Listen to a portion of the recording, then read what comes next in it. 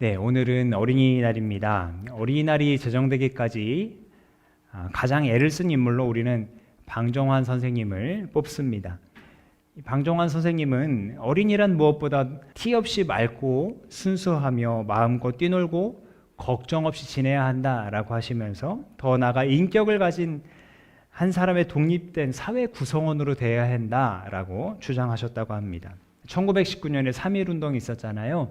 그것을 계기로 해서 어린이들도 민족 정신을 일깨워줘야겠다라는 생각으로 천도교 소년회를 조직하고 잡지를 펴내면서 캠페인을 벌이고 그것이 어린이날을 제정하는 데 큰 힘이 되었다고 합니다. 그래서 그를 포함해서 여러 사람들이 힘을 썼고 오늘날은 이렇게 법에서 정하는 것처럼 어린이날을 지키고 있습니다. 어린이에 대한 사랑과 보호의 정신을 높임으로써 이들이 잘 자랄 수 있게 돕고 그것을 기억하기 위해 어린이날 또 어린이 주간 이렇게 지킨다라고 얘기하고 있죠. 오늘이 이제 마침 102주년 되는 어린이날이더라고요. 그러니까 100년이니까 한 세기가 흘렀지 않습니까? 이 한 세기가 흐른 동안 과연 오늘날 우리 사회는 그리고 우리는 예전과 다르게 그리고 이 법정에서 말하는 것처럼 정말 어린이들을 그렇게 사랑하고 보호하고 있을까요?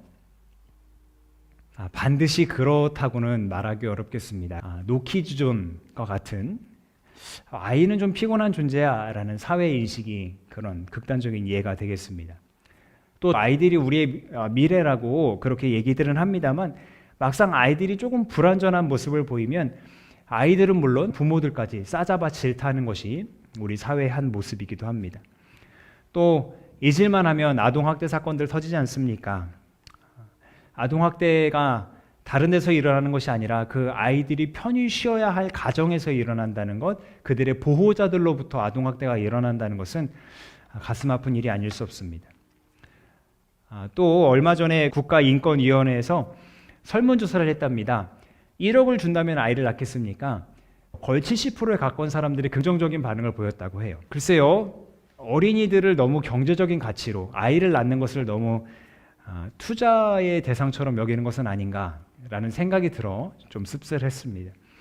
결국 예나 지금이나 어린이를 사랑하지 못하는 혹은 사랑하지 않는 모습은 크게 달라지지 않은 것 같습니다. 그러면 어린이에 대한 사랑만 그럴까요? 두렵지만 우리 사회가 타인을 대하는 방식도 대체적으로 이런 듯합니다. 사랑이 가장 숭고한 가치라고 얘기는 합니다만 현실에서는 어떻습니까? 타인과의 관계에서 내 감정이 우선일 때가 많고요. 또 무엇보다 손해가 날 것 같으면 관계를 하지 않는 것이 우리 사회의 모습이기도 합니다. 그래서 고 하영조 목사님은 우리 인간 간의 사랑은 다분히 감정적이다라고 이야기를 하셨는데 반면에 하나님의 사랑은 의지적인 사랑이라고 이야기를 했습니다. 하나님의 사랑은 의지적인 사랑, 다시 말해서 우리를 구원할 분명한 의도와 목적이 있었기 때문에 어떤 이익이나 편견이나 배경이나 감정에 흔들리지 않는 그런 사랑이라는 겁니다. 그래서 사랑의 대상인 우리가 연약하고 죄악에 빠지고 어둠 속에 흘러갈 때에도 그런 것들 개의치 않으시고 그런 우리를 구원하시려고 당신의 아들을 이 땅에 보내셨고 십자가에 죽기까지 하셨습니다. 우리 말씀 같이 읽겠습니다. 시작. 그러나 한없이 자비로우신 하나님께서는 그 크신 사랑으로 우리를 사랑하셔서 잘못을 저지르고 죽었던 우리를 그리스도와 함께 다시 살려주셨습니다. 여러분은 이렇듯 은총으로 구원을 받았습니다. 아멘. 그리고 그 아들은 이제 이렇게 말씀하는 겁니다. 같이 읽습니다. 시작. 내 계명은 이것이다. 내가 너희를 사랑한 것과 같이 너희도 서로 사랑하여라. 사람이 자기 친구를 위하여 자기 목숨을 내놓는 것보다 더 큰 사랑은 없다. 아멘. 세상을 구원하기 위해 하나님께서 보내신 아들 예수님께서는 이 땅에서 만난 자신의 제자들에게 너희는 더 이상 죄인이 아니라 나의 친구다라고 말씀하셨어요. 그리고 그 친구를 위해 기꺼이 목숨을 내어놓겠다 말씀하셨습니다. 그렇게 십자가를 지러가는 그 자리에서 자신의 제자들에게 그리고 오늘날 이 말씀을 보는 우리에게 이렇게 요청하시는 거예요. 내가 너희를 사랑한 것 같이 너희도 서로 사랑하라고 말입니다.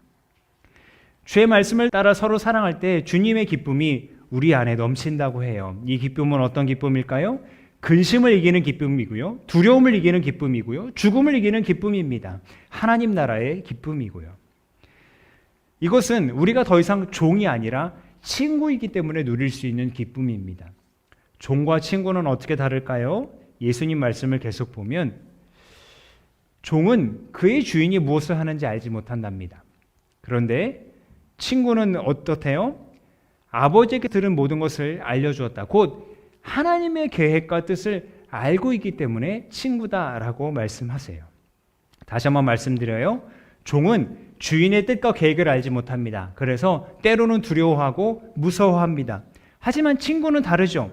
친구는 저 친구가 무엇을 하려는지 압니다. 그리고 그것을 이해하고 신뢰합니다. 곧 예수님의 계명을 따라 사랑하는 사람은 예수님의 친구이니까 하나님의 뜻을 알게 되고 그 계획 안에 온전히 참여하게 됩니다. 친구이신 예수님을 따라 사랑하면서 열매를 맺게 되는데요. 그래서 예수님의 이름으로 아버지께 구하는 모든 것을 받게 된다라고 말씀하십니다.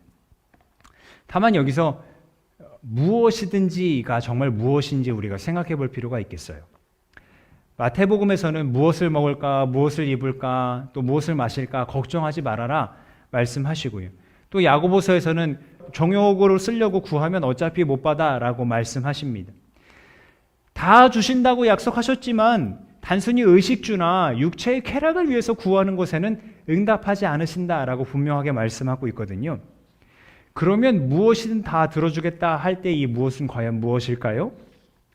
자, 이렇게 생각해 볼게요. 오늘 요한복음 그 맥락상에서 예수님의 이름으로 아버지께 구하는 그 사람이 어떤 사람이겠습니까? 예수님의 사랑을 알고 그를 믿고 예수님을 친구로 여기는 사람인 거잖아요. 그러면 그런 사람이 단순히 의식주나 육체의 쾌락을 위해서 간구할까요? 모름지기 그런 사람이라면 제자로서 친구로서 예수님을 더 닮게 해달라고 간구하지 않을까요? 예수님처럼 하나님을 더 사랑하게 해달라고 간구하지 않을까요? 예수님처럼 내 형제자매와 이웃들을 더 사랑하게 해달라고 그렇게 간구하지 않을까요? 여기에 더하여 예수님의 이름으로 아버지께 구하는 사람은 주께서 택하신 사람입니다. 우리가 예수님을 믿기로 선택하였지만 그렇게 선택한 것 같지만 실상은 주님께서 우리를 선택하신 거예요. 우리를 택하신 주님은 우리를 세우셨어요. 자, 여기서 너희를 택하여 세운 것이다 할 때 이 세웠다라는 표현은 임무를 맡겼다라는 뜻입니다. 그러니까 우리가 지난주 말씀에서 보았듯이 예수님은 참 포도나무이시고 우리는 그의 가지인데 그를 떠나서는 아무것도 할 수 없지만 그의 안에 있으면 그가 우리 안에 계셔서 열매를 맺게 하십니다. 참 포도나무이신 예수께서 친구를 위해 목숨을 버리면서까지 가장 놀라운 사랑을 보여주셨잖아요. 그러면 그 나무에 붙어있는 가지인 우리가 맺는 열매는 뭐겠어요? 사랑인 거죠. 친구를 위해 목숨을 버리는 그 사랑을 우리도 열매로 맺게 되는 겁니다. 그래서 그런 열매를 맺되 너희가 가서 열매를 맺어라고 말씀하고 있습니다.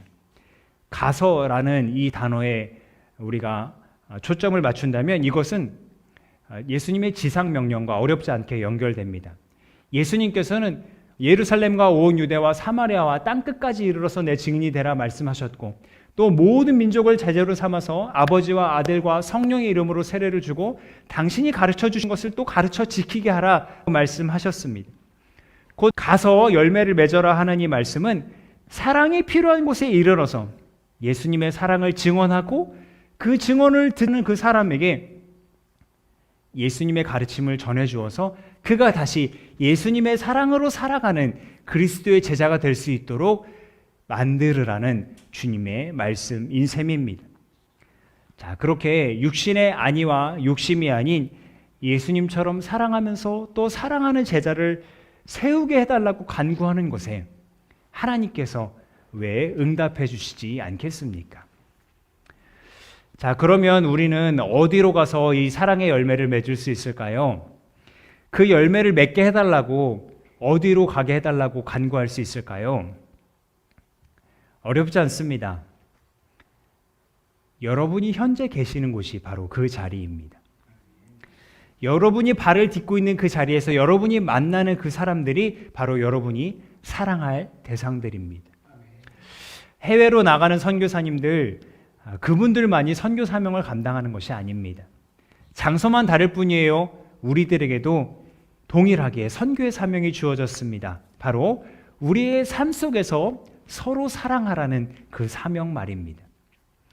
직장에서, 거래처에서, 학교에서, 놀이터에서, 동네 마트에서, 오가는 길목에서, 그리고 가정 안에서, 그리고 여기 교회 안에서 예수님의 마음을 품고 사랑을 나타내고 전할 수만 있다면 그곳이 바로 선교의 현장인 것입니다.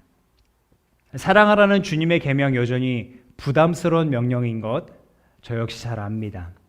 하지만 성경에서는 다시 한번 우리를 위로하며 말씀합니다. 이것은 결코 무거운 짐이 아니라고요.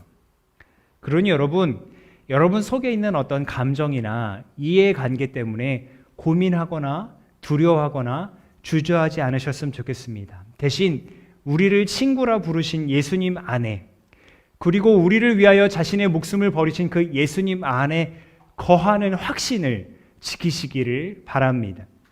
그 사랑 안에 날마다 거하게 해달라고 간구할 수 있으면 좋겠습니다. 그러면 우리도 사랑할 수 있습니다. 우리도 사랑의 열매를 맺을 수 있습니다. 우리도 선교의 열매를 맺을 수 있습니다. 우리의 이해와 감정과 생각을 뛰어넘는 주님의 이 사랑의 의지가 우리로 하여금 주님의 명령을 따라 사랑할 수 있도록 이끌어 주실 것입니다. 자신의 이름으로 간구할 때 아버지께서 다 이루어 주실 것이라는 그 예수님의 약속이 세상 끝날까지 우리와 늘 함께 있을 것이기 때문입니다. 기도하겠습니다.